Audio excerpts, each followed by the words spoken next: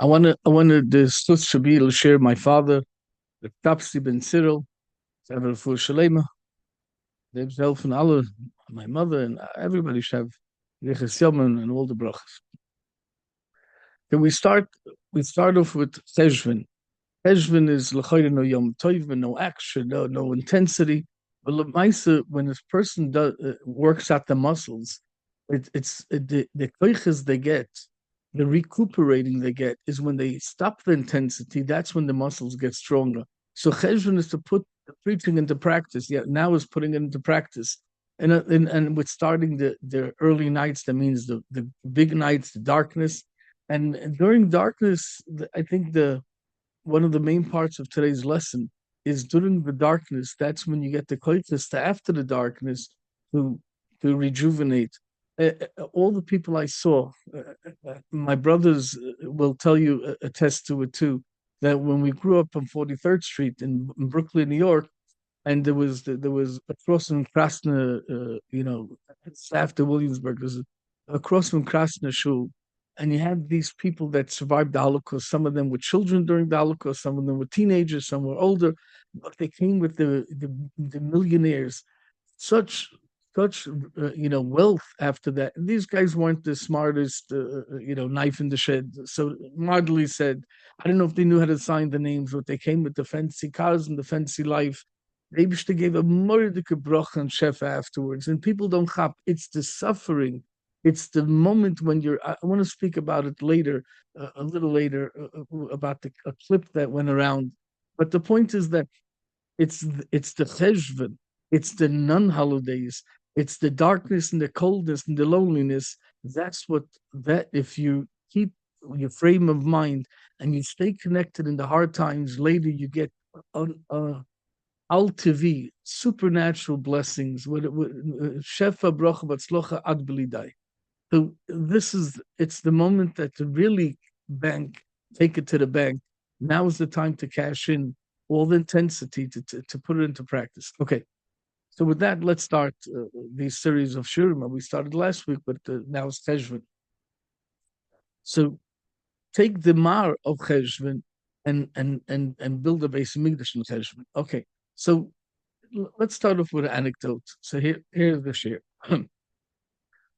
You remember the anecdote? The guy goes and he's walking and he got his big payment that he has to pay for his daughter's wedding, and he has it in his pocket.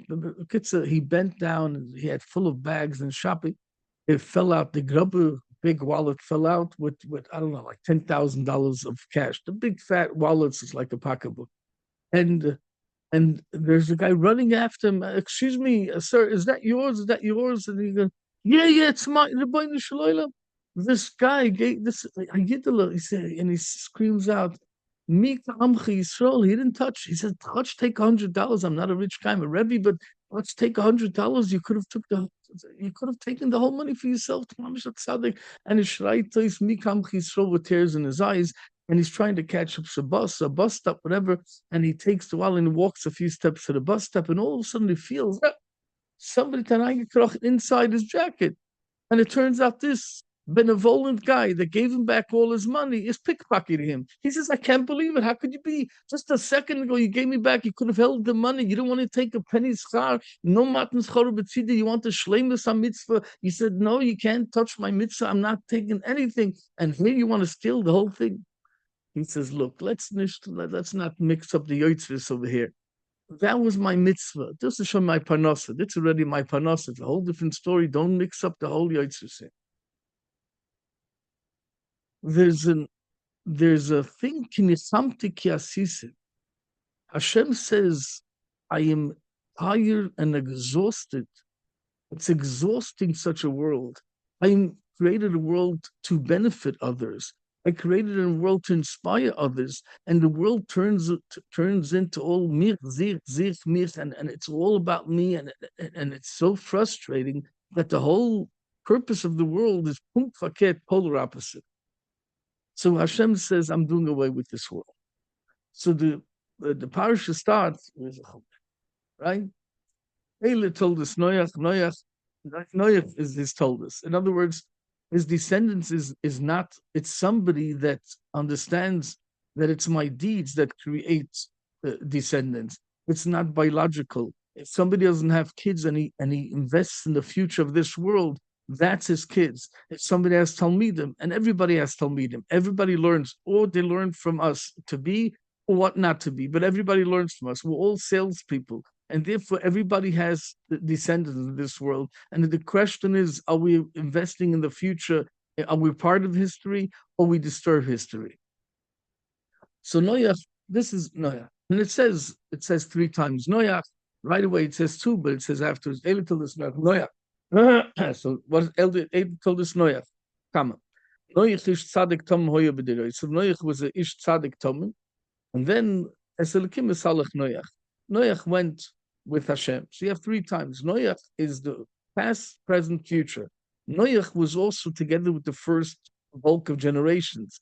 He was right after Shais, practically right after, a few years after what Adam Rishon passed away by 930, and Noach was born in 1056. You're talking about 100 plus years after Adam Rishon, pretty close to the beginning, and therefore, if Noach saw, like by Chassidim, at Gezen Alte Chassidim, he saw the Alte Chassidim, he saw the real people from yesteryear, right? I just want to reiterate for a second. When Hashem gave us such a blessing, also He left us such gedolim that we don't have anything like that today. Nothing like that. In other words, not only the people of the Holocaust that lived through the Holocaust, they're the greatest generation that we will ever know, but also especially the Rabbanim that were here in this world after the Holocaust. Hashem left such gedolim to build Judaism after, and they did a spectacular, fantastic job. But the point is that we don't have such gedolim because maybe we don't need such gedolim today. After Holocaust comes special times with special tzaddikim and special koiches, special power. So let's just go back. So you have Noach was the past, Noach was the present, Noach was the future. That's a three times Noach. He saw the Alta people and he was able to give it over, and then he gave it over to Avram, and Avram gave it to Moshe, and so on. And we have it as we have it today. Noach is the word Noach is Nunches, which is Chain, backwards is Chain, but also Noach is was 58. Avraham Avinu was 58 when Noach passed away. So he gave the whole Noach, he passed it over through Shem, Aver, but he passed it over to Avraham Avinu. So he has the tzitkas, he has the tradition from Noach that he got from the forebears, the beginning of the world. Check. Pretty close connection, although millennia passes by, but it's pretty close. I'm sorry, 2 millennia pass by, but it's a pretty close connection. It's sort of 3 generations, and you have Avraham Avinu around there. That's amazing. If they would live 120 years, it would be a far-fetched thing that people couldn't relate to. Shame. So now in our parsha, Noach lives 3 different lives. It's before the Mabul, that's one Noach. There's a Noach during the Mabul, the Noach after the Mabul. So this is also 3 times Noach. So Eile told us Noach is tzaddik tamam deraisa. Noach was a tzaddik. We'll get that in a second. And then he has 3 children, Shem, Cham, and Yafis. What is Shem? Shem is Sham. Shem is the name over there. L'Shem Hashem. Shem is the name, meaning what makes it happen. That's the koich that makes it happen. So Shem is supposed to be the spiritual intellect. That's Shem. Home is supposed to be the warmth, the emotion, and Yef is supposed to be the physical niceness and the Shenkite and the creativity and so on. So it was supposed to be 3 pillars of Torah, avoiding Mitzvah, which is intellect and emotion and physical good deeds. But Lamaisa, it didn't work out. It didn't pan out that way. Although they were the exception to the rule, they weren't as corrupt as other people. But Noach was the Ish Tzaddik, and Noach had, in other words, only you and your immediate family weren't corrupt yet. In other words, you were worthy of being saved. Everybody else wasn't being worthy. And those that were worthy, Hashem took away Chanoich, he took away Musa Shelach, and the Mabul started at the beginning of the Mabul. Musa Shelach died, so you had to, so the first raining for 7 days, and then it started the Mabul. the great flood. So the point is that the three pillars that he was supposed to leave, they faltered. They faltered all the way another 10 days to Avram Avinu. And only Avram Avinu picked up the pieces and took it to the bank. He really cashed in. So they weren't the Ava Ummah. They weren't the father of the nation. Not Noach and not his kids. They weren't. What was wrong? What's the point of it here? So now we have to go back a few psukim and, I'm sorry, a few lines. We have to go to the beginning, the first pasuk. Ele told us Noach. Noach is tzaddik tomim hoya b'derosef. Noach was a ish tzaddik. Okay, ish is a mensch. Now, not everybody call a mensch. That means he was worthy. He was worthy. Noach is Noach la brias, and Noach la mokim. How the Mishnah says, Ruach habrias noichamenu is Ruach hamokim noichamenu. If people like you, then in Shemaim they like you too. So Noach is good. It was a calmness. It was a certain calmness. Noach, it's a certain rest. The issue with Noach is, see, in one hand, when it's a tumult, robbery and rivalry and swindlery there, like Shank like never seen before. So you would expect that Noach, would get all tensed up. No, Noach, he's ruhig. He's on his own level. He's totally tuned out. So is that good or bad? So Rashi says there's two things. Yesh mir aber sinne shedosh noisel shvach. This from our rabbis, that's dosh noisel shvach.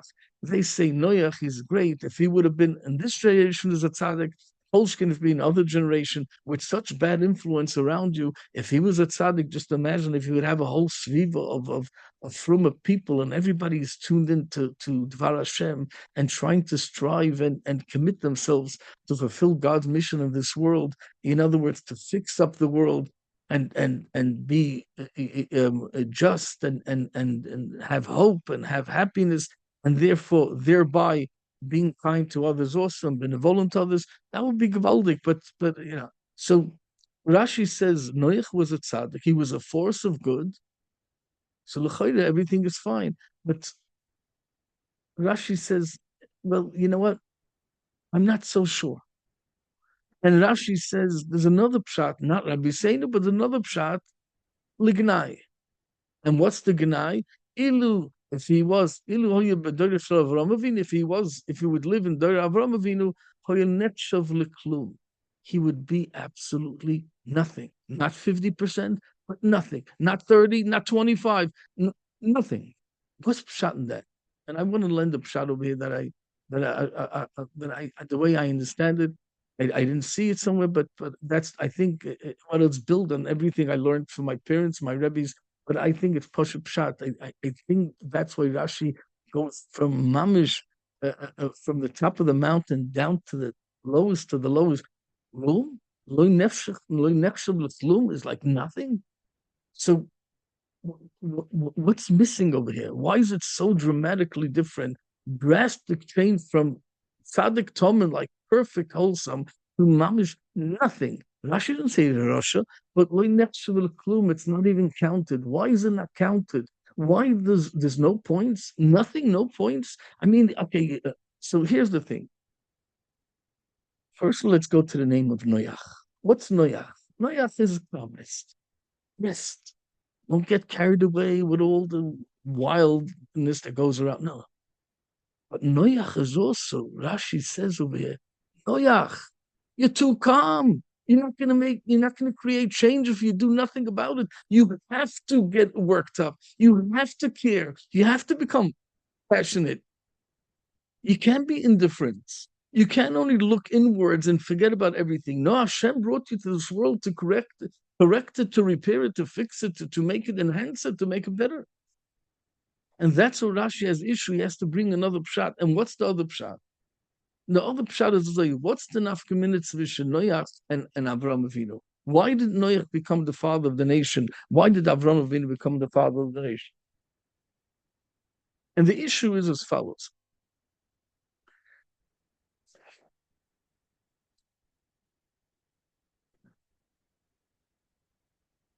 Let's build it slowly. First, let's say loy niftem gzardinim el gezel. There was vatimol oretz chametz. So you have two things. The first, the pasuk goes a little further and says, "Vatishochet olos v'nei elikim, v'tamol olos chametz." There's two parts. Vatishochet olos v'nei elikim, vatshchosa, amushchis. It's mamish in the level. In other words, the justification of life was lost.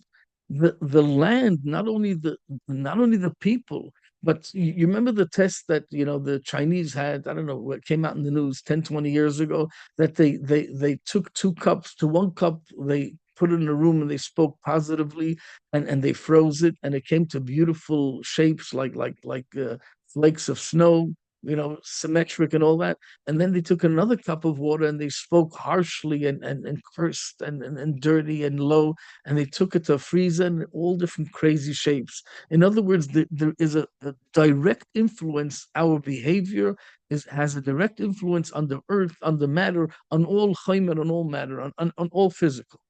So that's one thing. So three tefachim, the first level of the first slay of land of earth had to be destroyed. The first 30 centimeters, the first foot. Then the behemoths, min shaloi b'minoi, they inhabited not a tiger with a lion. A lion. It was crazy. It was crazy. They went berserk, bazooka, and with animals. It was absolutely the. Now, why is that? See, I'm more excited. I'm jumping away more because I have to bring it out. You remember the anecdote? I heard it decades ago. Reagan used to say it. If you don't know it, if you know the Chazal, if you don't know it, it's worthwhile knowing this anecdote. Reagan, there was a famous anecdote from Reagan. Every few years, it makes this round, and everybody gets those clips. I got it decades ago. Reagan said the guy comes into the oh, I don't know wherever the government officials, and he's called in, and he comes in and he waits in line a few hours, and he finally gets to the desk, and they said, "Show, yeah, oh, yeah, you have your document, or you always have in the former Soviet, you have your passport, so like passport regime, you have to have all your documents." And there's identification card, like your identification number, you have to have that too, because you had to have. And to the Vaya Kniga, you had to have your booklet of work, where you work, when you work, it has your whole history of your livelihood. If it was 40 years or a year, whatever, you had to have a few books with you all the time. And that goes besides the license if you have a car. And now he comes with his documents and they check, oh, it's Taka you. Okay, here's the thing. Here's a paper that you worked for 20 years, very loyal, and you work for 20 years. Now you get this certificate that you have the permission to buy a car. Not now. In when the date comes, with your money that you work, now you get the slip that with this talonchik you can go and get yourself a car. Now you have to pay in advance, of course. So they go to his bank account and he signs a check, paper check, and he pays out the thing because he worked for 20 years. Now he has the money to buy the car. And they give him some Zaparoches, Zhiguli, one of these ladders over there. Okay. So he says, so when can I pick it up now? What now? I didn't tell you, 10 years from now. Oh, in 10 years, yes. You worked for 20 years and you wait another 10 years, you get the car. Okay, okay. So can I ask a question? What is it now? Well, is it going to be before noon or afternoon? So he says, yeah, do you mind? I told you 10 years from now. You ask me before noon, afternoon? He says, yeah, because before noon I already ordered the installator, the plumber. I ordered the plumber before noon. So I just want to know. Should I change it? That's what Reagan used to pluck fun on the old corrupt system. When you come to Hamas, Vatimol, it's Hamas. First of all, Bein Adam Lachaveru, it was destroyed when it comes to personal relationships. But then when it comes to family relations and all that, and then you comes Hamas. What's Hamas and Gezel? Hamas is less than Shavruta, Gezel is more Shavruta. Gezel is also Karka. Now, you can't, if you block somebody's driveway, you can't say, you know what, because you kept me waiting. There was no other, I called every taxi and Uber and nobody was available. I called up friends and family, nobody answered the phone. and I lost my flight and I lost my $10 million. I was a poor person. I had this one chance, and I missed the flight, so they gave it to my concurrent, my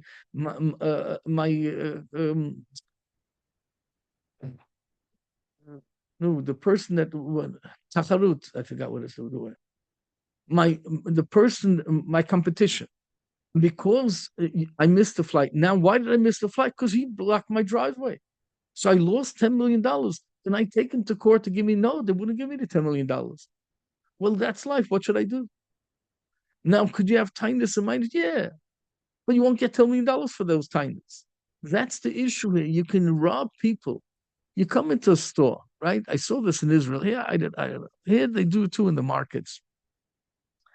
In America, it's not prevalent because there used to be a market on 13th Avenue, 39th Street, and 40th, right? The flea market.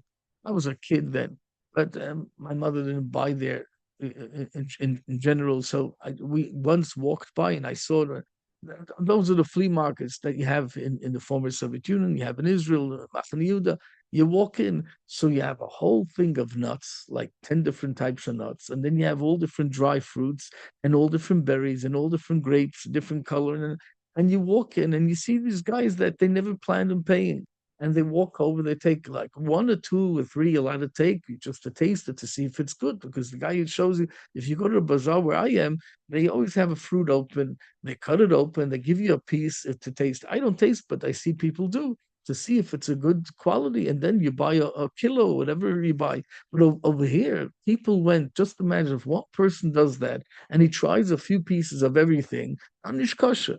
But if one person does that, and then times 1,000 people does that, the guy comes home, he sold the whole produce, and he comes home, his wife says to Vidagel, where's the money? He says, I don't have a penny. Because everybody legally, they tasted something. That's Pocus Mishava Pruta. So now he doesn't have a penny. So what does he do? He has to survive. So him and his wife and kids are going to go through the market and do it to the next guy, and everybody does it to each other. And that's and it becomes the norm. That's the norm, and nobody realizes anything wrong. They just made shalom. They made peace with the situation. It says Hashem says there's no hope. I have to do away with it. If the intentionally you come not to buy, you intentionally take away the person's time and money. You intentionally block people because you want to look at your phone and the guy is rushing to the airport and you the guy who doesn't, and you're not going to let him, and you see the light is still green. So why don't you move it? Nah, I'm not in a rush. Move it to the side, park, let the people drive. Walking always in everybody's way. Why can't you just get out of people's way in life in general? Why you're always in, and you have such a no. You're a pedestrian and you're a young guy and you can wait. You're not in a rush to anyway. If you're in a rush, you're in a rush. And I know you have precedence, and I know that you have the right of way. But there's a car rushing somewhere. And then you're walking towards the crosswalk, right? The zebra crosswalk.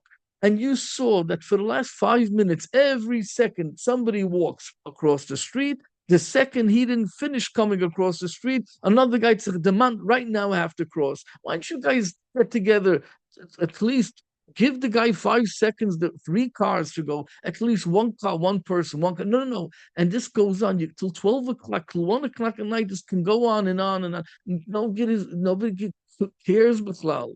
Where's the respect for Hadadi? Where's the mutual respect? You're better. You were a block away and you saw the guys already waiting. Why can't you tell people, please, let's give them also a chance to pass? They have to catch a plane. They have to get to work. They have meetings. They have doctor appointments and garnish. Because I have the right of way, I have to abuse it. And most people, you'll talk to them, they don't know what you're talking about. They think you're sick in the head. Well, because I'm a driver and I'm a pedestrian, I know. Wait a second.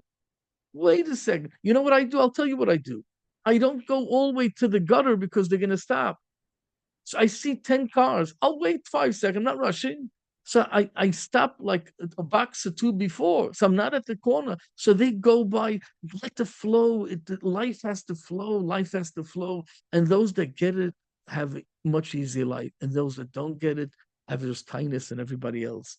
Try to see where can I get it out of people's way. can I make it easier for people? How can I help out with getting the flow going?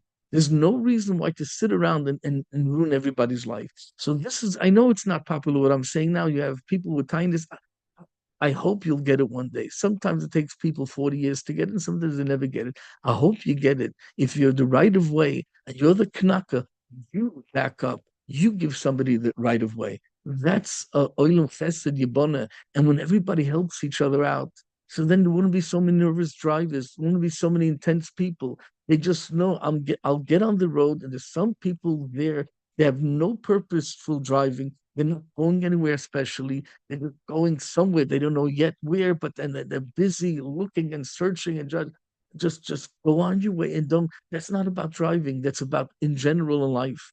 When you can help somebody with a job and to advertise to take two people and put them together, make a shidduch.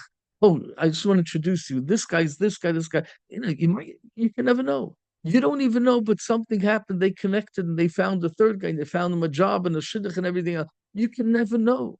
I'll give you a little story. It's come out gewaltige story. You have a guy that this is the biggest side of Judaism. You have a guy. I think I said it in the share already, but I'll repeat it. You have a guy that can't find a shidduch. He's a Knakadika guy. He's a big guy. He's one of the Fevra. He's one of the cool guys. He's one of the guys that everybody. For some reason, it just didn't pan out. What could you do? And now his brother, a few years younger, comes to the parish of Shidduchim, and his brother's not going to go out for sure. Not this is my brother, the Mutzlach. He cared for me, he protected me in the faith in yeshiva, and he's the one. He has the connections, he has money. I'm going to go. No, no, no way. And his brother's working already, but no shidduch. So his brother says, "Why didn't you go out to?" I hear you don't want to go out shidduch. He says, "I'm not going to go in front of you." He says, "What do you mean? I'm pretty successful. Just in the shidduch aspect, I'm still waiting for my basher, but I believe I have a muna. Come on, don't play this game." And he insisted, and he wouldn't let him go until he was maskim, and he got him to be maskim. And they told the shadchan there's a green light. And a few weeks later, he found a girl, and or somebody offered a good shidduch, and they went out, and he became a chassan, and he got married, and so on. And he was in Koil and he struggled. He had a kid, two, three, and that mom is struggling. And his brother didn't know that he's struggling. His brother lived in a different city. One time he came to visit his parents and he found out that in Muchitzach there's nowhere to make ends meet. So he felt bad. He didn't know yet what to do, how to help out. But the first thing is, he said, can I come over for a second? He came over for a second and he said hello. I came into town, was saying hello. And he brought up some bottle of, I don't know, wine for Shabbat, whatever he brought. And then he calls up the next day when his wife is at work, and his guys in Koilel. He says, I left something out. I think I left my key somewhere. Can I go into your house to check? He says, yeah, under the mat is the key. Just open up and help yourself in.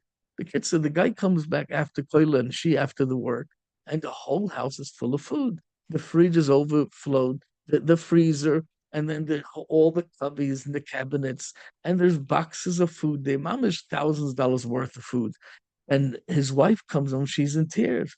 And she says, what happened over here? He says, I know it's my brother. It's got to be. He's a breit heart. He's such a good, kind-hearted person. And he probably found that we were struggling. So, he filled us up for weeks to come, many weeks to come, let's say. And he calls up his brother. Oh, it's you being you again. Okay, okay. Why did you do that? So he said, no, I just, yeah, you forgot nothing in the house. You forgot to fill up the house. That's what you forgot. He said, well, look, Hashem gave you a shidduch and me gave the money. So why can't we be beneficial? So he said, yeah, but you don't have to do it. He said, I didn't have to do it, but who doesn't want to help out a brother? If the situation would be the other way, you would help me out. No, wouldn't you? Well, I surely hope so, but right now I don't have the means to help anybody, not even myself. So thank you very much. And his wife is mamish in a gewaldige mood. Here she has a girl, a few years waiting for a shidduch, and she finally found a shidduch, and she begged her, it's an old friend, please come to the wedding. And she wasn't going. She was in a terrible mood, always gemutschet, trying to run from job to job and babysit. But the simcha, her husband's older brother brought into the house. She said, "You know what? I want to jump for joy. I don't know where to jump. I'm going to the wedding." So she gets dressed and goes to the wedding, and Mama, she's gonna dance it out. Hoidol Hashem, and she goes to the wedding and she calls her husband and she says, "I've got to, you got to come down. No, but it's your friend, not my friend. Come down over here. Where's why? What happened? Okay, okay, I'll tell you. I'll come home. I'll tell you." And she comes home. She says, I found this girl. I totally forgot about her. We learned together, classmate. You know, she's waiting for years for shidduch. And guess what? I think it's a perfect shidduch for your older brother. And it's mamish bashet. And Kitsa, they spoke to shidduch and they went out and a perfect, fantastic shidduch. When you mashpia, you give for yenim, you give for yenim. That is Avram Avinu. Okay, so now let's get back to Noach. I'm sorry, to the Chumash. So when a person goes intentionally to go out and to swindle Yenim, and according to law, you can't charge me. Hashem said, if you're going a swindler and you're going afiris behind the law, you're trying to wither your way through so nobody catches you. In other words, legally, but you're a god of novable shusatoira. Now you're going to get it. So here's the question: but you don't kill somebody for gazela. For gazela, what you do is for gazela you could um, uh, this kefil in the Torah, give twice as much. If it's a seh, four times as much. Ashar, five times as much. But you don't kill somebody. Why are you killing somebody? So here's the push-up shot is when society is so corrupt and that becomes the norm, that nobody knows that to fix it, and everybody is willingly living. There's not one part in anybody's house that justifies creation. The whole purpose creation was not to rob each other, but to achdus together. When Achav was around, they won the wars because there was achdus. In other words, in Shemaim they don't judge a person when there's achdus, and therefore you could get away with all the other avedas that they did. But once there's no achdus and everybody's robbing each other, and they made shalom peace with the situation, with all the pain that's caused between each other, Hashem says, now you're going to get it for the three cardinal avedas that you did, and therefore now they're getting patched for everything. So there's another thing over here is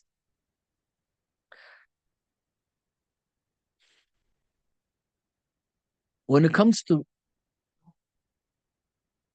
the Niftam al Gezel, Misushelach, the tzaddik of the door passes away, it's Mchap on the door. So let's say he was Mchaper on Ben Odom Lamokai. And they waited 7 days. Hashem waited 7 days until the Mabul, was just raining, but it wasn't the Mabul.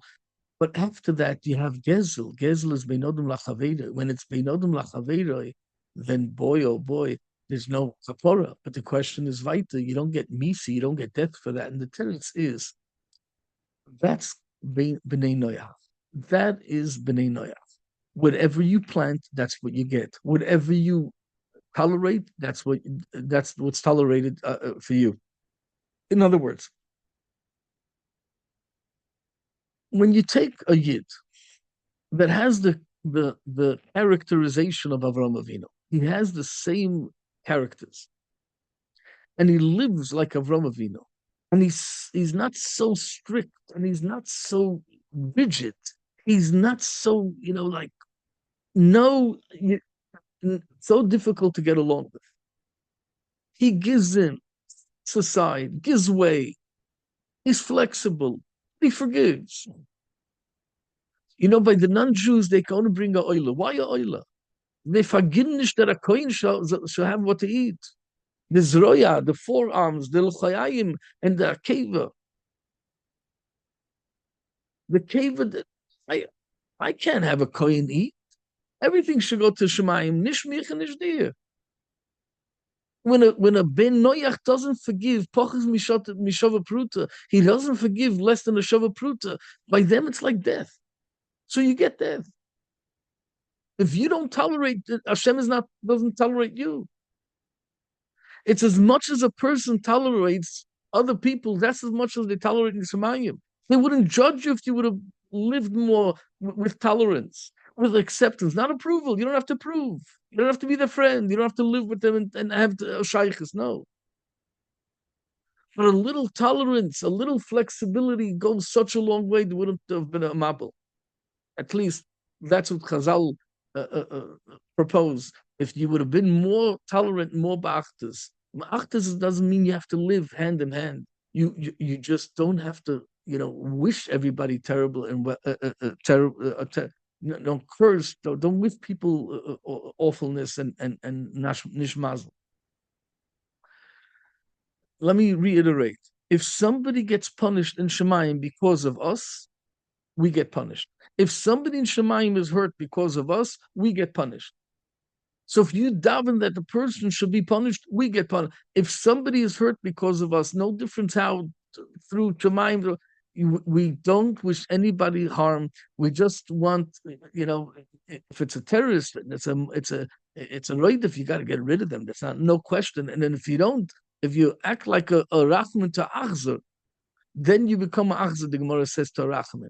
You can't. There's no tolerance for terrorists and all that stuff. There's no tolerance for anti-God and anti-life. And there's no zero tolerance. But I'm not talking. Most people aren't bad people. It's all about money. It's all about COVID. Some people are just acting like dumb. They don't chap that there's no equivalence between terrorists and the Jew.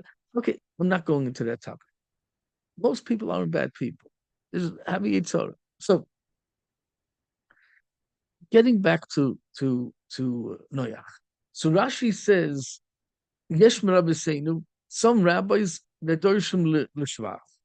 Noach is gewaltig. Some say l'gnai, and let's get to this gnai for a second. Gnai is number one. We had a guy in Lvov, a Talmud of mine. He was so adamant. He wanted to put on the right away a Bekasher. So Hasidim came, Bekasher. He also wants a Bekasher. And somebody left over old Bekasher, didn't care about it. And the guy tried to put, I said, no, Habibi, no. And he found the old hat and shoe that some chassid left over. He tried to put it up. I said, no. And then he wanted payas. So he let his hair grow so he can have payas. And I said, no. It doesn't start that way. Sit around for a few months and then practice without the culture. Practice the neshama part of it, the Judaism part of it, without the culture part of it, without the gefilte fish part of it.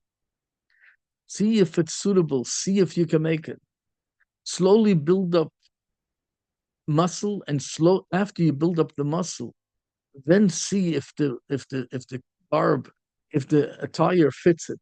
It's got to fit it. You have to appreciate such things. And, he was planning to go to Eretz Yisrael at the end of the year with the other group of our students that went to make Aliyah. So I said, when you go to Eretz Yisrael, you go, I don't care which community you go to. I don't care Hasidim, Litvaks, Ashkenaz, Sfar. I couldn't care less. I don't know if there's in Shemayim.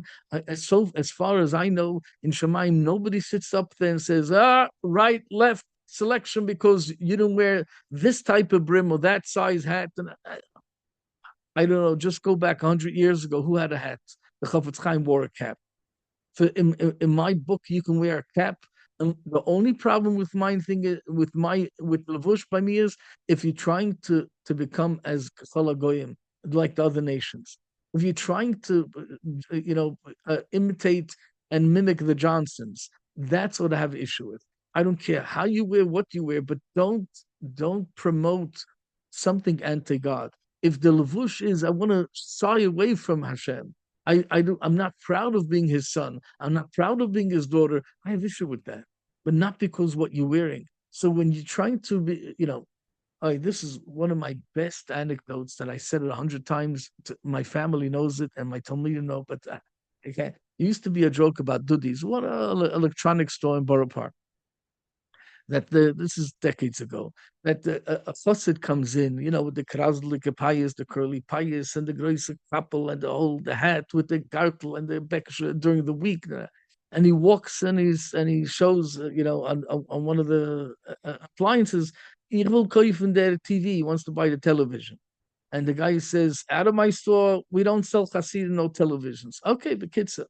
So he comes back. He put his payas under his kappel. He won a gera. and now he's hiding his pious as if his beard and face and the plastic glaze of the glasses doesn't give it away. And he comes in again with the he said, "We'll play the television. I told you no Hasidim. We don't sell televisions to Hasidim. How many? He takes off the hat and he puts on a cap and he hides his beard and he comes with a scarf and now and then and he like a Taliban. He just the eyes and he says, "If we'll kaufen the television dort, how much is it?" And the guy said, "One more time you come in, I'm going to throw you out on your head." And I'll call the police. I'll charge you with trespassing and you go to jail. So he says, why you hate me so much? He says, "Because I told you, how many times I have to tell you we don't sell televisions to Hasidim in this store?" He says, "But how did you, okay, I'm leaving, I'm never going to come back.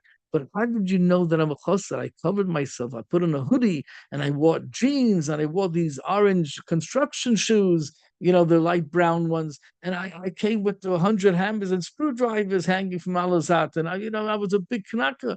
How would you know that I'm Jewish?" He says, "Because only a chassid from Borough Park looks at a microwave and says he wants to buy a TV. You think we have TVs in the store here?" The point is, it doesn't stop what's flying. So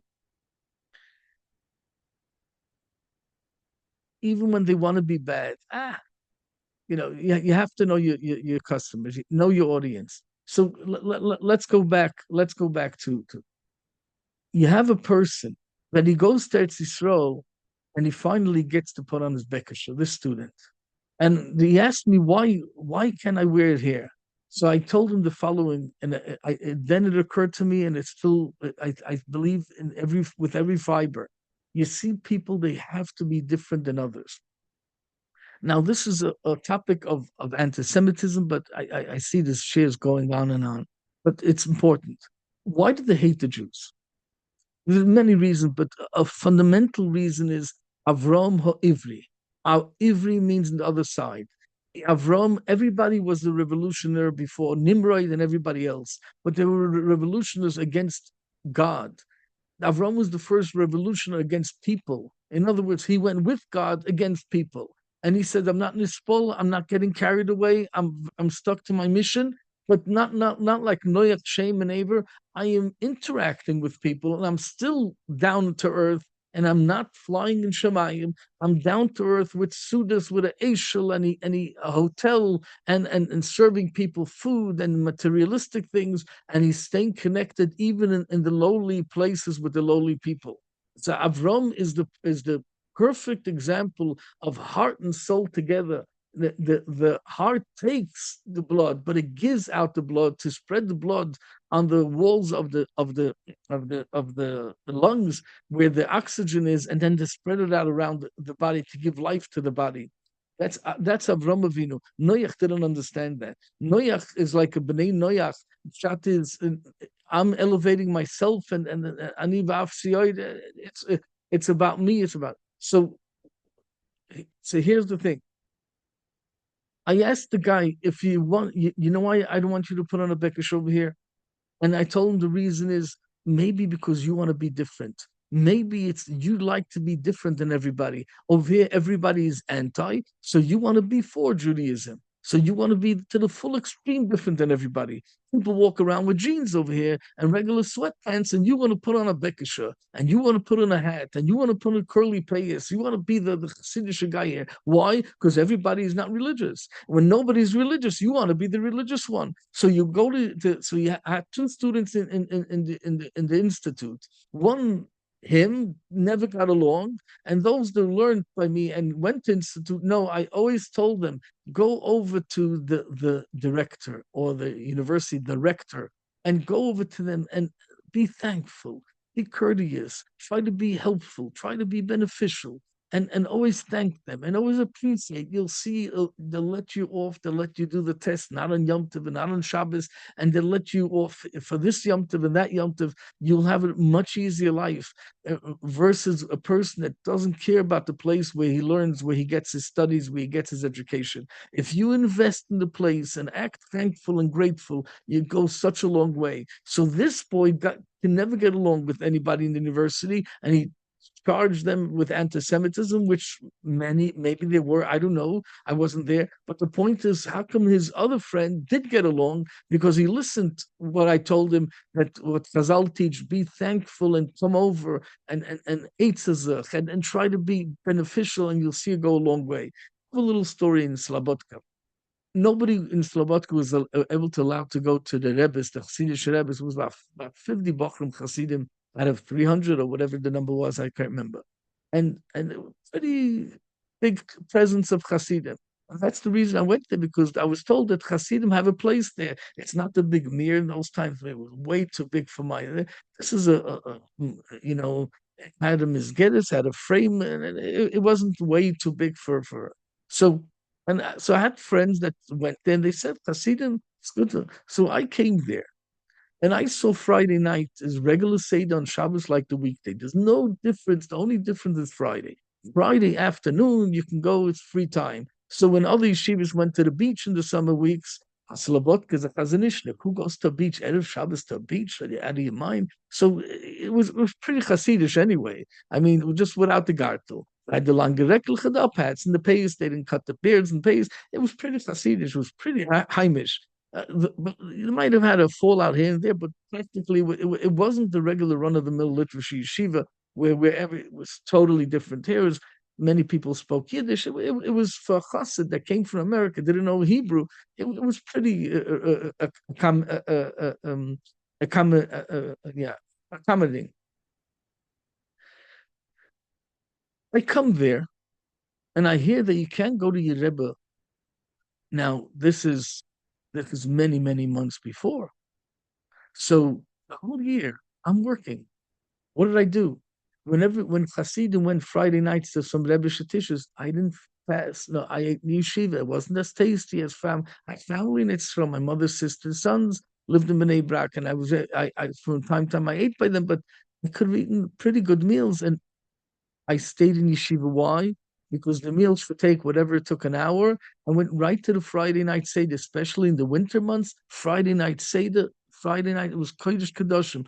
Friday night Seder, a few hours. Shabbos morning, you get up 7 o'clock, you go, you daven, you have Kiddush 15 minutes, and you go right back to Seder till 1 o'clock.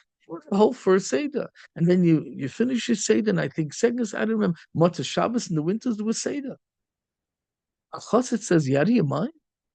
I have my Rebbe have his tishin, the Shaloshidas, I got the Friday night tishin, and I stayed in the yeshiva. Yes, one tishchalat, one bekesha amongst many, many non-bekeshes. And people said, why are you doing it? You're foolish. Just live it up. Nobody will see. I knew better. I don't know why, but I knew better. People took attendance. And after the whole year, when the best Bochum yeshiva, you know what means the best Bochum Slobodka? These guys knew Babel Yerushalmi with Meforsh and Balpeh. That's best Bochum. It's not American yeshivas. The giant heads are in Israel. Which every yeshiva would dream of having such Bochum. And there were a few Hasidic Bochum, mind you, that knew Shas backwards. One of them became a Eidim, a Gerach Chassid became an Eidim by freshwater, not Reb Shlomo, the Reb Shiva and the Rebbe, his brother, Reb Ben Zion. And he was my Musar Chavrusa. They couldn't leave because some of them left and they were thrown out of yeshiva because they didn't daven Rosh Hashanah Yom Kippur yeshiva. And I stayed, and I came to. Today is the Godel Adar, Ramosh Hirschlit. And I came from American to American. And I said, the Rashiva perfectly knows. I was from the older Bochrim, so I wasn't in his share. So we didn't have a close shaykhs, but he understood one thing. I came over to him and I said, I perfectly understand when you come to a place and you gain education, then you gain Torah, and you gain the future of Klal Yisrael, and then you go spit on it. I perfectly understand that that's against the whole foundation of Yahadus. And if a Bocher comes to Yeshiva and then he runs away to all Tishin, there's no loyalty to the Yeshiva. I understand that. And therefore, you can check to the Mashgiach that takes attendance, and after Shabbos he writes who was there. You're not going to find, maybe 1 week out of the whole year, you're not going to find that I ever missed. And I said, I have friends that get married at El, and the Rosh Yeshivas don't come to El Chasanas. And I didn't go to my friends, my classmates from America. I missed the weddings because it was Elul, and the yeshiva doesn't want. It wasn't the Ratzon. I was loyal. So if I proved myself the whole year, every Shabbos and every Yom Tiv, and every, if it wasn't Bein Zman, Pesach was Bein Zman, but every Shabbos and every Yom Tiv, and I was there every time. Even Motzei Shabbos Slichas that I told him by Hasidim, it's Yehorig Val Yavin not to be by the Rebbe. How do I know? I didn't know that until then. I found out that there wasn't one boch in the whole thing. Motzei Shabbos Slichas, I don't care how loyal the Yeshia, you have to go to your Rebbe. And everybody went to their respective Rebbes. And I didn't go. I didn't go. The Rebbe then was already in Eretz Yisrael. He was in America. He lived in America, my Rebbe. But he for Yom Nerom he came to Eretz Yisrael. In other words, he came for the summer and stayed for Yom Nerom. And I didn't go. And it stuck out. One chassid in the back. And I made sure that he saw me, of course. And then I said, I practice loyalty. Borush Hashosis Bay. If you drank from this well, don't throw stones. But it's very difficult for me to daven in a place, Yom Nerom, when I don't know the songs. I don't know the tunes. I don't know where the holding. It's this is one thing. He became so emotional. He grabbed onto me, to my hand, and he like tears in his eyes. And he said, "You should go to your Rebbe." And I'm telling you to go to your. He told me English. You go to your Rebbe. So I said, but the Mashgiach said he's going to throw me out. And everybody, whoever goes. He says, please go to Mashiach and tell him in my name that I said I give you permission to go. The son and Yom Kippur. I went to the Mashgiach, and he was upset, of course. He was a new Mashgiach, just became Mashgiach.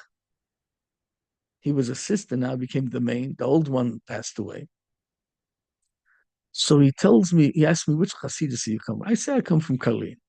So he tells me, oh, me, he played a whole shtickle. He said I was once in next to me, Shorim, Beis Yisrael in Yerushalayim, and I needed a minute for mincha. And they told me, there, Rehov Yelin, right over here, you go up the street of 2, 3 houses, and you'll have it on your right. You'll have what's it called? You'll have their shul.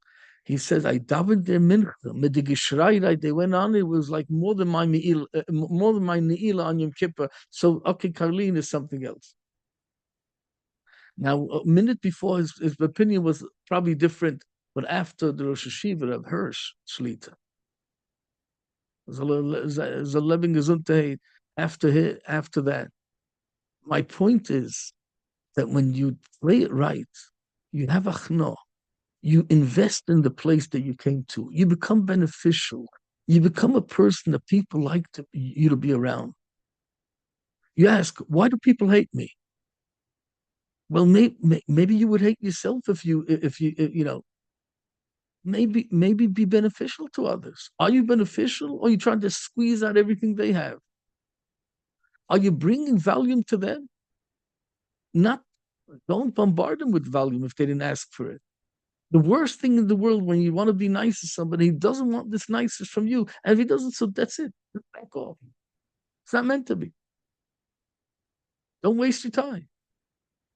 But when a person invests, it's the whole difference. So when this guy did going back to his boss, he didn't get along with nobody. So what do you do? So I told him, maybe you want to be different. It's not that you want to be so Jewish.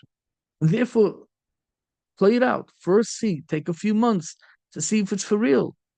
Because taking off, that's already bad. Don't put on so fast. So guess what? He came to Yisrael the first second he got himself a hat and a bekish and the whole works. And I come to Yisrael, I see now his pie is not curly, and now it's around his ear, and he's become radical. And I'm thinking, my fears were true. And then I find out about it, I don't know, half a year later or a year later, whenever it was, he threw off his bekisha, his hat, and his kappel, and his payas. And I don't know if he became anti-Semite, but terrible. Hashem wants to know, Noach, are you so good because you want to be different than everybody and everybody's so bad so you became good? And maybe if you were the daughter of Avram Avinu, where everybody around him is good, you would say, I want to be different and I want to be bad. Shot number one. Shot number two is much more powerful. Shorter, but much more powerful. And this is what I wanted to share tonight. More than anything else I'm saying tonight.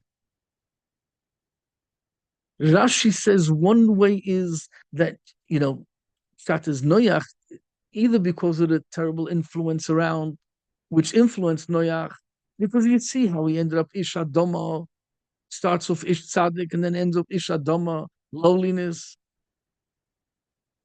But clearly it influenced him.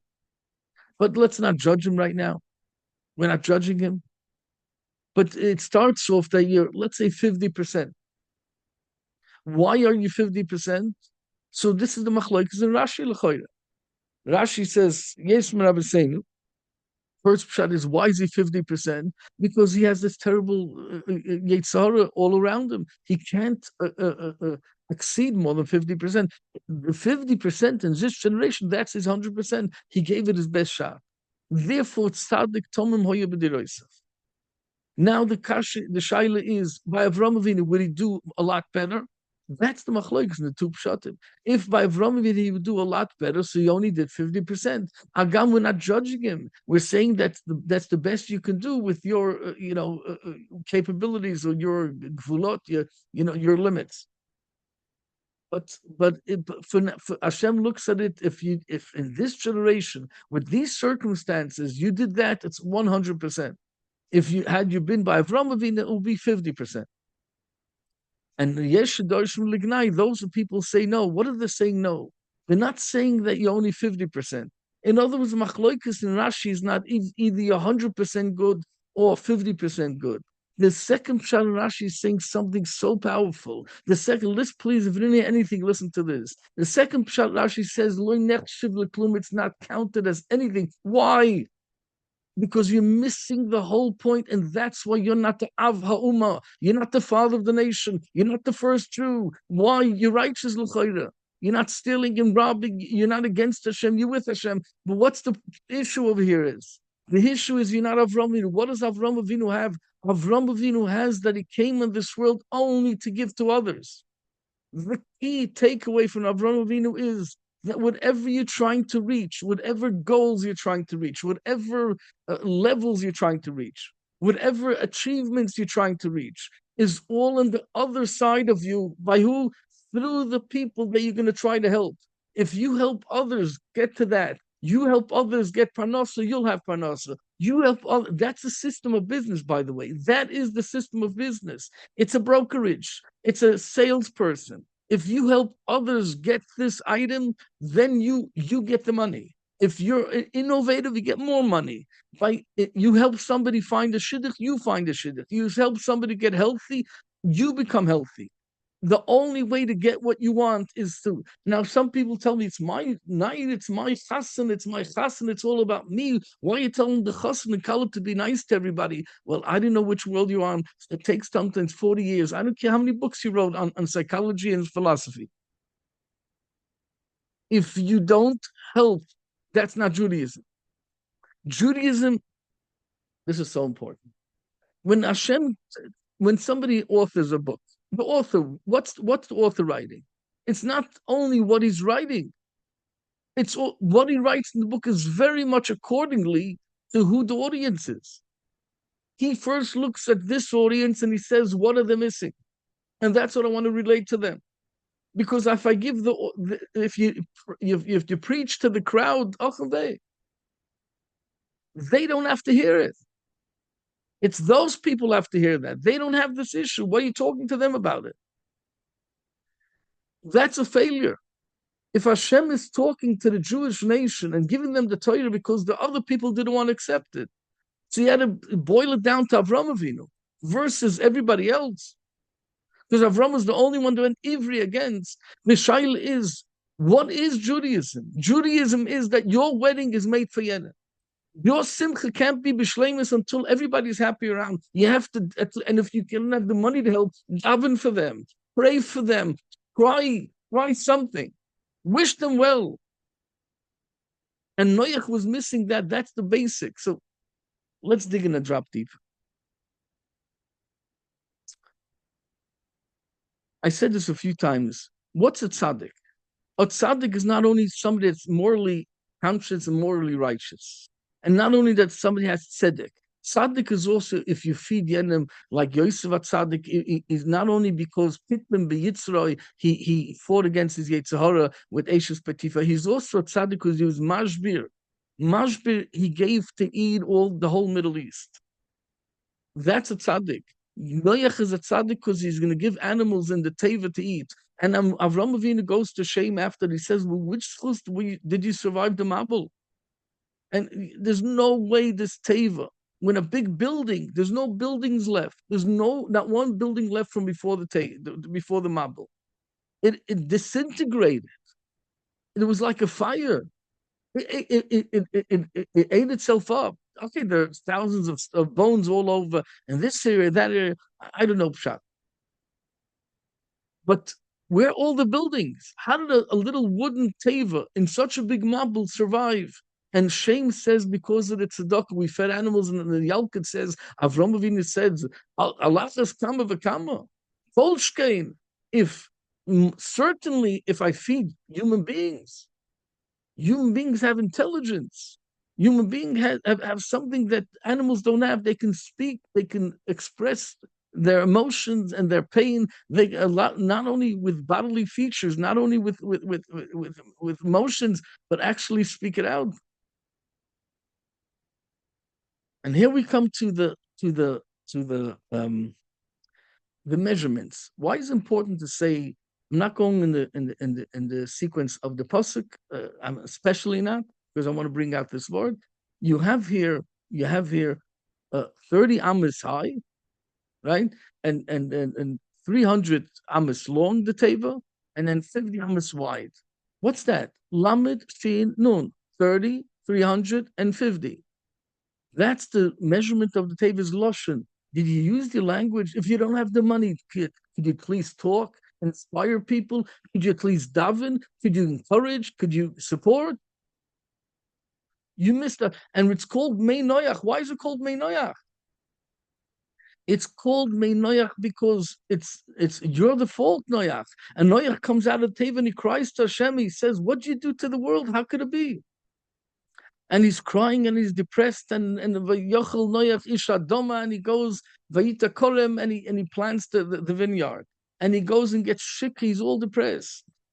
The question is, after the Holocaust is supposed to be in abundance, a Moedik Shefa, and you use that for what? So the time is you go plant grapes before other things. That's what depression. There's a big issue over here.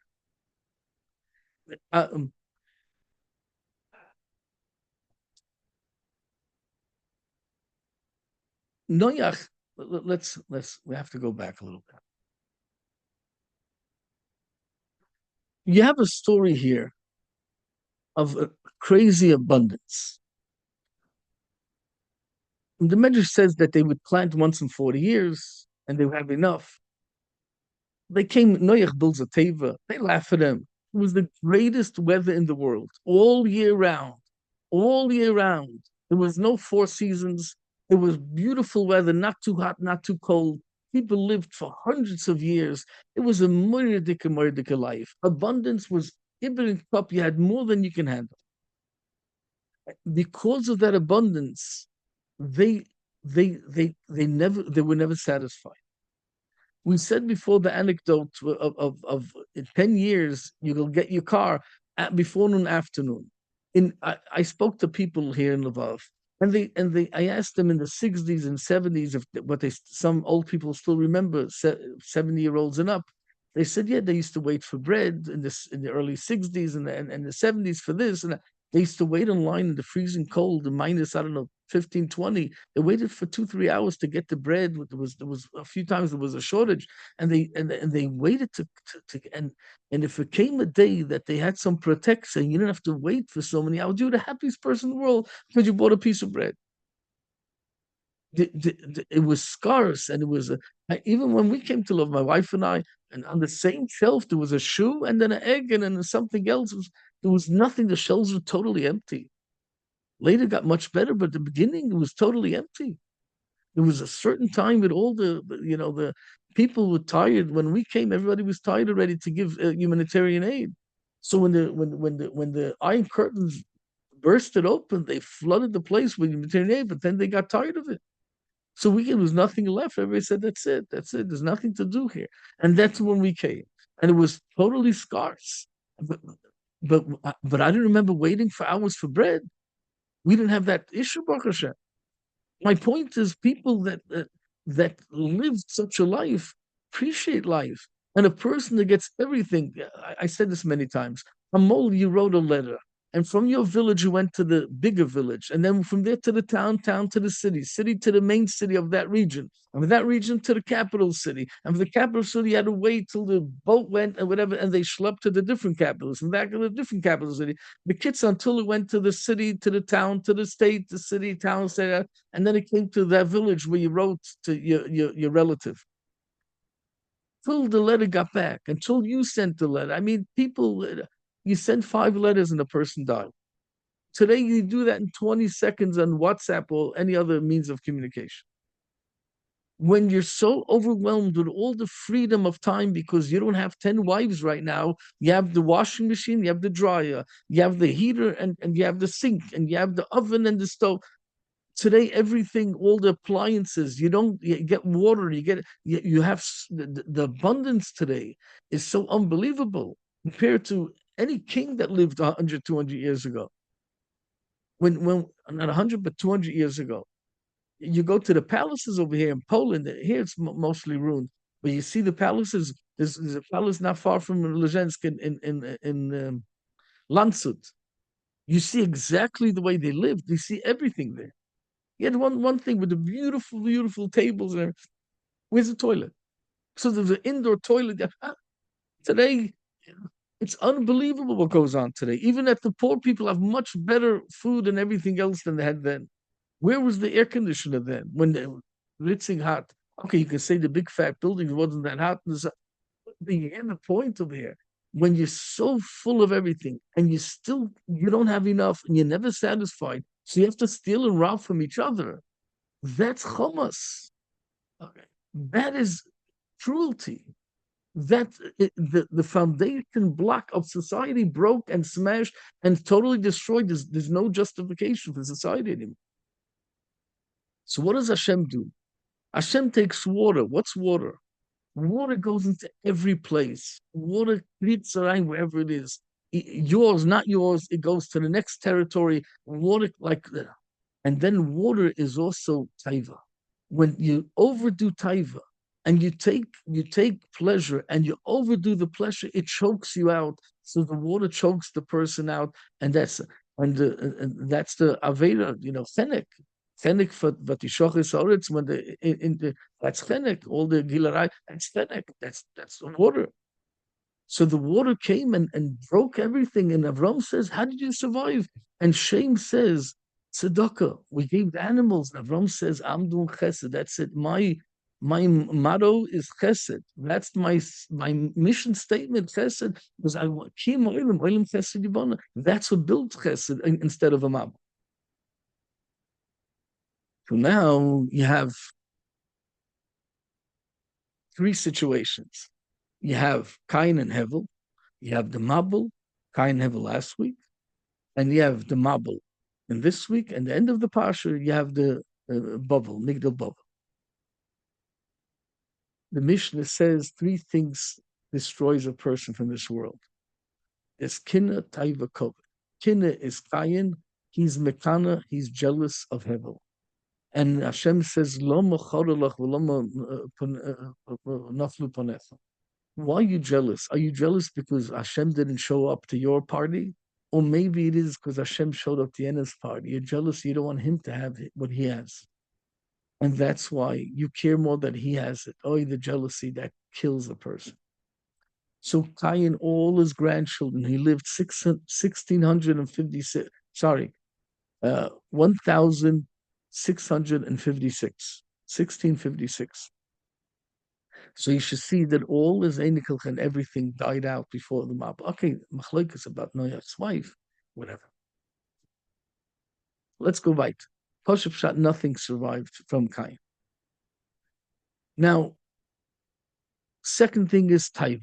You have too much taiva, it chokes the person up. And what do they have a mabul? Mabul's a mix-up of too much. There's no boundaries. There's no yes and no. There's no now. There's no too cold, too hot. Everything is mixed up together. So after that, Hashem made 4 different seasons. You have to have a gvul. You have to have a boundary, a framework. You have to take it in, not everything in one shot, and then you lose everything. Then goes the third thing is covered. Hova nasalonu sheim. Hova nivne. Let's go build it. And nasalonu sheim. We need our name. So why can't you go to the mountain and build? Nah, I can't build it. I don't want to come on to you, Hashem. So I'm going to build my own bricks when I can use rocks. I'm going to go down to the valley because I don't want to. I can start off with a few miles ahead higher. No, I don't want to have to come on. I don't want to owe you anything. V'nasalonu shame. It's kuvit. My brand name. It's me. Okay, so that's what they have. So Noach cries after the Mabul, and Hashem says, Noach, where were you before the Mabul? How come you didn't use the 30, the 300, and the 50, the height, the length, and the width, the Lashon, Lamachin Nun, 30, 300? Why didn't you use your Lashon to daven for Yenim? Why are you coming now with Tainis? That's what you're using your Lashon for? Where were you before the Mabul? How come you didn't daven? Avraham Avinu would have davened for Yenim. You didn't daven. And that goes the famous Chassidish, I don't know if it's Chabad, I think it's Chabad, the Tzaddik impels. I'm not sure if somebody can correct me. The Tzaddik impels is, the way I understand it, that you can either buy with this money a coat, a pelts, with fur, keep you warm, but you have another 50, 100 people in the hall, everybody be cold. Or you can buy an oven to heat up the whole room so everybody is warmed up, not only you. Noach is a tzaddik and pills. He only did for himself. Avraham Avinu would have done for everybody else. That's the difference. Avraham Avinu became the Av of the nation, the father of the nation, and thereby becoming Av Hamoin Goyim, the father of all nations. Because the Jews are the people that Hashem chose and he invested, and he said, I want you to be the exemplary nation to show others how to live so they can also be connected to Nitzchis. Okay. So now there's a machlokes. How do they have light? I don't know how they can have light. Soya taselate. Machlokes, is it a chaloin, a window, or it's even a gem that shines, a stone that shines? Now some chazals, say that one's for day, one for night, but let's take it that was for 24/7. What's the machlokes here? So the machlokes here is, if it's a window, what shot is the first shot in Rashi? Rashi says he's a tzaddik. If you're a tzaddik, you can look out the window and see how others suffer because they didn't want to connect to Hashem. They were against Hashem. They did everything to destroy the world. So what do they want? But if Noach is not a tzaddik like second pshat in Rashi, he's a tzaddik, only over here he's a tzaddik. What does that mean? He's only over here is a tzaddik. Remember that anecdote that there was an old Schwindler, terrible guy that died, and they brought him to shul for the Levi, and the Rav says, I didn't know him personally. Can anybody get up and say some hesped for him? We've got to get going. Everybody has a job to get to. And nobody's saying. The rabbi says, come on, please, somebody say something. And nobody could say a good word for him. And it was embarrassing. So the rabbi says, please, by all means, everybody, before everybody runs out, please, somebody say. So one old man comes and says, you know what? Yeah, his brother was worse than him. Now, that's the only good thing you can say about Noach, that in this generation is a tzaddik. That means no tzaddik. The second pshat is, if Noach is not a tzaddik, so then he's like Loit. The Hashem says, Loit, the Malachim tell him, Al tabit acharecha, don't look behind you. Don't see the Mois Rishoim. Don't see the Peronis of the Rishoim. Don't see how they fall and they're destroyed to similarly until the mamish tremented like nothing, like Zdayim and Amoira. Why? Because you're not a tzaddik. You can't see that. You're not better. Not in your schus. In the schus of your daughter's einiklach. David HaMelech, namely, not in your schus.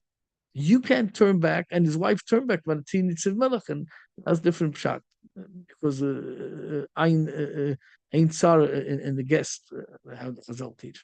But the point is, if you don't put in salt, you don't want guests to come. Okay, that's it. But the point is, Sawyer Tassel, if it's a chalon, you have the right to look out. If you're not outside, the second shot is that way. Okay, so we started the parsha, and now we have to get, but it's already hour and 20 minutes. So I don't know, hour and 10 minutes. So let's. I didn't get any stories in, whatever. So let's try Nachabisel, and I'm done. You have the oirev, right? A year goes by, and the Noach sends out the oirev. You have the story. I skipped Abarim Yom B'Malayla. You have a lot of Abarim in Judaism to change the matzav. Okay, I can't go into it's too late now, but I wanted to, but I can't. Um, Getting back to the Oirif. So you only sends out Oirif. Why Oirif? So the three animals that didn't, I mean, three creatures, and one of them was Chum. He cohabited with his wife. He wasn't supposed to during Muhammad. Everybody has it hard. You don't do that when people are dying out, so you don't do that. And he broke the rules, right? And then later, after okay, then there's a thing of I wanted to speak. I'll have to speak about it next week, hopefully, because I wanted to speak about this week. Ufneim achoiranis, ufneim achoiranis, me'er loiro. They didn't see Noach's disgrace, but I'll have to speak a different time. It's way too late. Because I want to say stories about it. But the point is, maybe next week we'll see if we can fit it in. But the point is that the oiriv and Noach wants to throw out the oiriv. So you have Chum broke the rules, he cohabited, and then you have the Oirav did, and the dog also did. These three to shame, to their disgrace. Okay. The Noach wants to send out the Oirav, and the Oirav says, no, you can't send me out. Like Hashem says, no, the Oirav, he needs a Filion Navi. When Leon Navi, he took the key of rain, and he took the rain for Kvoit Shemayim for 3 years. No, the whole story, he had to run away. The point is, the Oirav brought him to eat in the morning and the evening. So Hashem says you can't kill the Oirav, you can't do away with the Oirav. Now, but he says the Oirav is a bad influence. I don't want him in the Teva. He broke the rules. So why don't you throw out the dog and the what's it called, and Chum, because they can't fly. If they can't fly, Ahmed will die. But the Oirav could fly. He could fly for miles. No problem. He can even go on the Teva. He can fly. He's not limited. So he sends out the Oiriv, and the Oiriv doesn't want to go. Why? Because what do you mean? He has to survive. And Noach said, no, but you cohabited already. No, but I have to survive for Leon Navi. If not Leon, who's going to save a Leon Navi? So the shaila is, why punkt Oiriv?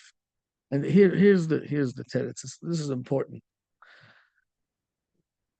The Oiriv is a Talmudic thing, but more than Tommy, it attracts Timaeus. It's a bad influence. But more than Tommy, the Oiriv, the Gemara says, is the most achzoriest creature. We say every day in Psukkah de Zimra, "V'livnei oirev nois levei melachma." Hashem gives bread. That means food, sustenance for the behemoth. Livnei oirev, to the children of oirev, asher yikro, that they call out Hashem. Why do they call out? Different than other bird. So the Gemara says because they don't feed the children. The oirev, the mother and the father, don't feed the children. Such cruelty, and therefore has to cry out. And Hashem somehow makes worms and gives them to eat. In other words, the parents don't give them to eat, and they're so cruel, right? Why does such a oirev go get to schus to save Eliyahu Navi when he's running away and he's hiding? And the teretz is Eliyahu Navi is a stern person. He's not forgiving. He's a kanoi. He's a zealous person, and he sees all the negativity of the nation, and they're going to the Baal, to Avodah Zarah, and he's so upset and turned off. And Hashem says, you don't even know. Most of these Jews that you look at them, cruel, lefties and all that stuff, and again, anti-Hashem, most of them are not. Most of them are not. The Oirev, even the cruel Oirev, has a redeeming aspect, and it's going to give Eliyahu Navi, the prophet Eliyahu is going to give him to eat. And don't give up on anybody. Don't sell anybody short. Take everybody into the teva. You didn't Noach. That's why you're not the father of the Jewish nation. you take in even the oirev. You take in everybody you can get your hands on. You take in and try to give them sustenance. So why Taka did um, Noach send out the Oirev? Because he send out the Oirev, where's the Oirev going to hang out? By the bad guys, by the Tumah. So Noach is going to know what kind of world it is outside. After the Mabul, did it really cleanse the world? Or there's still Tum all around? So he sends out the Oirev. If the Oirev found a place where to hang out, he knows there's still bad. He has to protect himself in the teva, in the capsule, from the cruelty and the harshness and the unfriendliness and the uncourtesy. But if Oirav comes back, so he knows the Oirav didn't find a place there, that's good news. So he sends out the Oirav and the Oirav comes, and Lamais, the Oirav says, you can't send me. And Noach says, I could. I am not going to be able to feed Elio. Yes, there's already eggs from what you cohabited with your wife. She laid eggs, and therefore you can go.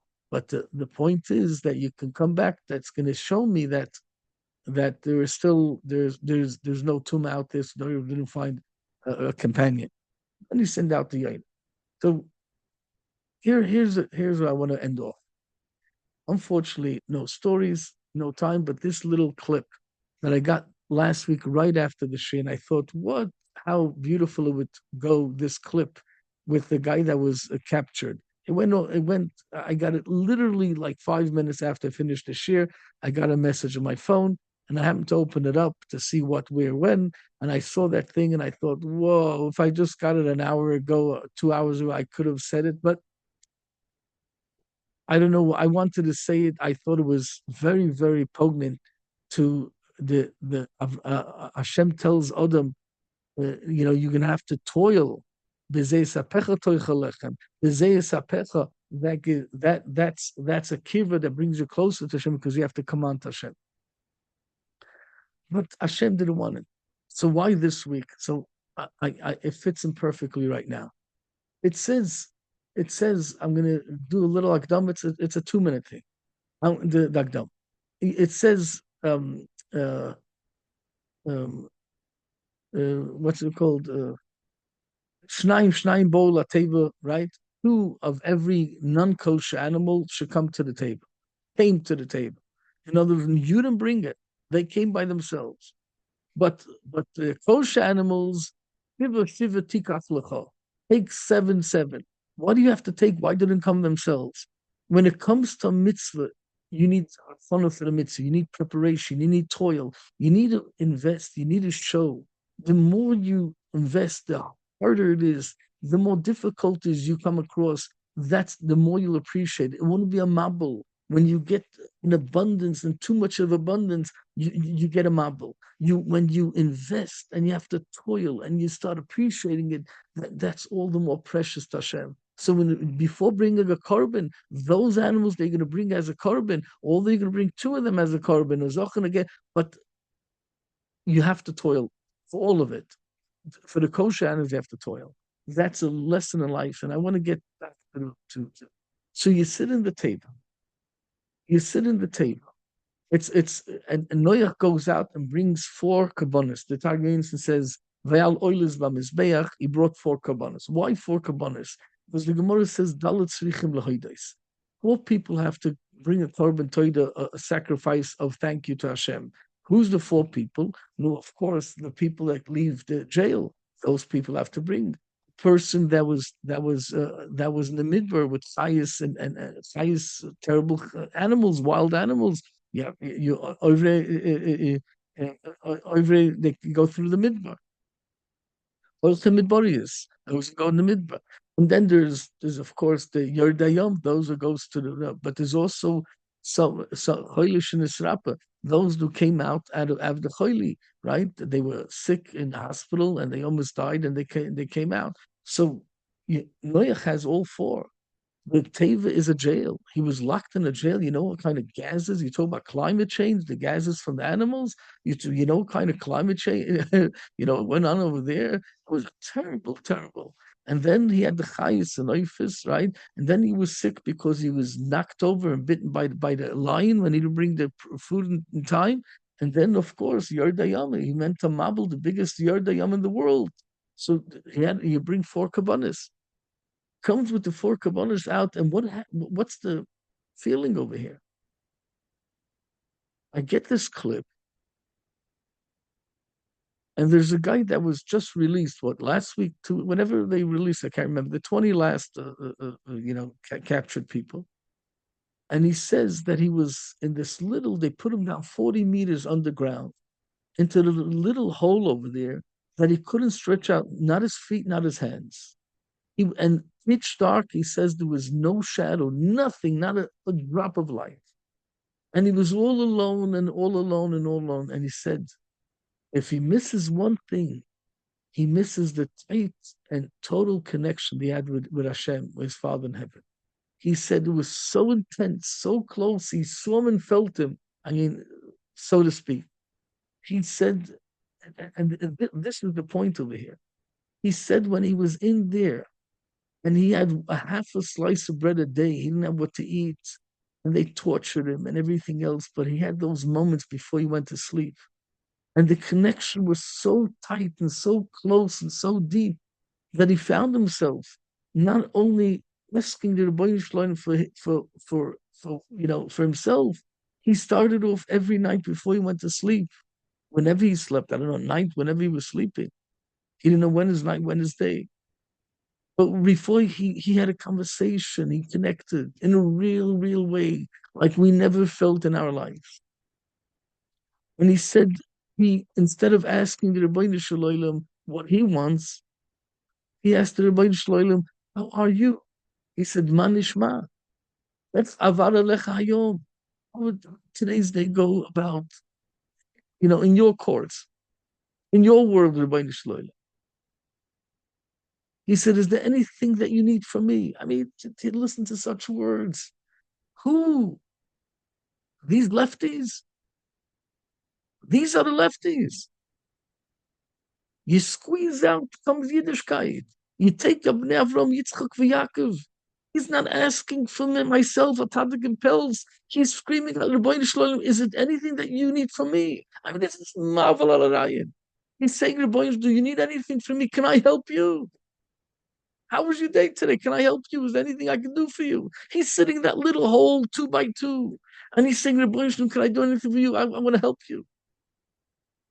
That's one of the most amazing stories I've heard in my life, by far. You take a guy, what did he know about Yiddishkeit before he fell into that teva, before that mabul? And he comes out of the mabul and he says he misses those moments because he tried after that a few times to such a connection, and he's still awaiting to occur. The Rebbeinu Shalom came to him in such a deep way, mamash olam haba, because he experiences that. That's the way I understand it. He experiences the essence of a true Jew of Avram Avinu. That's not about me. It's not about Rebbeinu Shalom. What can I do for you? What is it that you want, my lovely one? What is it? And he thanked him for everything, every breath. He thanked him for the oxygen in his lungs. You can listen to the clip. It's called Moira Day. And he finishes off saying, of course, he finished with saying, after I thanked and I told him, I'm willing to help him out, I also asked for a better car and a better house and a better conditions. All right, but this teva, you're supposed to walk out of the teva, get drunk and depressed. You're supposed to walk out of Avram Avinu after the teva.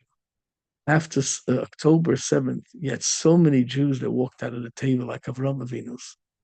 You never had such a world in the last 70, 80 years and since the Holocaust. And who knows if you had such experiences in hundreds of years. So I'll finish with a little, a smile. You can take a negative person. There was my brother Reb Yitzchak. He has the most fascinating tapes. I give you my word. You want your kid to know more than every other kid in the cheder or the girl in school. Go to Irgun Shir Torah and get a hold of my brother Reb Yitzchak, my older brother Reb Yitzchak. His tapes for kids that he recorded in his class. In his classes about the parashas and Yom Tov and other things. Yerushalayim. And the knowledge, the ideas. I mean, there's nothing like that. There's absolutely. I know there's numerous other tapes and CDs, whatever they're called today. Nothing like that. This is decades ago. There's nothing like that. So the what's it called? He's the Yerushalayim, and it comes through the word. So when my kids go living in Lvov, when they go to Israel with them, and they went to America, they knew more than other kids of God. It was all a simple thing. Where did you know this? All the midrash, Yitzchak, my brother Yitzchak, Rabbi Yitzchak Ball. So I remember in the background, I used to hear the Abishul. So there was Avram Abish, the famous story when he was a kid, and he didn't have a head, and he became a big gadol. So Rabbi Abishul, there was a story that there was a drought, there was no rain, and there was no rain, there was no parnasa because nothing grew, and then it was terrible. So they made a young tefillah, they brought everybody to shul, and the whole community came together, and we're going to cry out Hashem with a tiniest tzayim, and tiniest tzedakah and tzedakah and everything else, and the service. And he's going to shul, the big rabbi, the old rabbi, and all of a sudden he sees that yiddilah, the choyte machti, the terrible influence, the oirev of the community, so to speak, and he sees this low guy. I mean, he turns there, he says, "Don't you need food? I mean, I know you're a believer, you don't this, but don't you need, wouldn't you want to at least today go to shul? I know, you come to shul, you talk, you don't doubt, but at least today, it's just this is for your food. Wouldn't you go to shul? The whole city's going to the shul, to the center, and you're going the opposite way. I mean, come on, just go to, when you would, today, you would think that you want Gashmias. So he says, Rebbe, he's such a choite machte. He's such a terrible person. He transgressed everything. He's such a sinner. He says, I thought to myself, I went to shul, but I said, forget it. I'll just ruin it for everybody. If I'll show up there and in Shemaim they'll see me there, they won't give rain to anybody because of me. I thought I'll do everybody a favor at least one day in a year. I won't be so you know um, what's it called repulsive repugnant to everybody. I'll get it out of everybody's hair and I'll walk away and because of my not being there they might get answered from Hashem. So the tzaddik says, the Rabbi says, no, no, Adrabah, you have to understand, like by people like you not only brought rain, we need you more than anybody. People like you brought a marble to the world. So Kolshkin, if go come to shul, you'll please, you'll bring rain. Don't bring a marble, but bring the Imshas will help that everybody's supposed to find. If Chayes and Oifis found a place in the Teva, everybody has to find a place in the Jewish nation. This shul pasnish go to different Teva, but go to the Teva and use your tongue. If you don't have the money to help, at least daven for the person, wish him well, and understand that through the connection of that little hole, that Teva, of this refugee that came out, through over there, he found the closeness. And after the Teva comes such a Shefa Bracha. Let's use it out. And they've helped you through a protest and close for everybody. I mean, thank you very much.